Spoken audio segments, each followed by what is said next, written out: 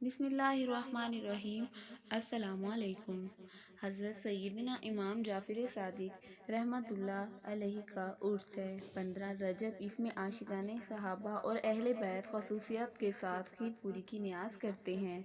इसको कुंडे की नियाज़ भी बोलते हैं। मेरी ये ख्वाहिश है कि 15 रजब को गली गली और हर मस्जिद में कुंडे की नियाज़ हो, क्योंकि शैतान हमें इन कामों से रोकता है। इमाम हुसैन रज़ी अल्लाह ताला अन्हो के शहज़ादे सैयदना ज़ैनुल आबिदीन, इनके शहज़ादे इमाम बाकिर और इनके शहज़ादे इमाम जाफ़र सादिक़, ये बहुत बड़े बाकरामत बुज़ुर्ग थे और बहुत बड़े आलिम थे। इनकी हमने नियाज़ करनी है, इनकी बरकतें लेनी है। और अच्छा, इसमें जो ये तसव्वुर आते हैं कि जो कुंडे की नियाज़ ये सिर्फ़ कुंडे में ही होनी चाहिए, ऐसा थोड़ी है कि कुंडे में ही पकाते हैं, बल्कि पतीले में पकाकर मिट्टी के कुंडों में जमाते हैं। इससे होता ये है कि इसका टेस्ट अच्छा हो जाता है और इसे किसी और बर्तन स्टील वगैरह में भी डाल सकते हैं, इसमें कोई हर्ज नहीं है।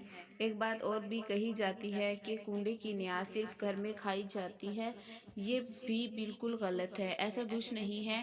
अगर आप अपने घर से भी बाहर निकालें तो जायज़ है, और किसी और शहर में भी भेजें तो भी जायज़ है, और अगर किसी और मुल्क में भी भेजें तब भी जायज़ है।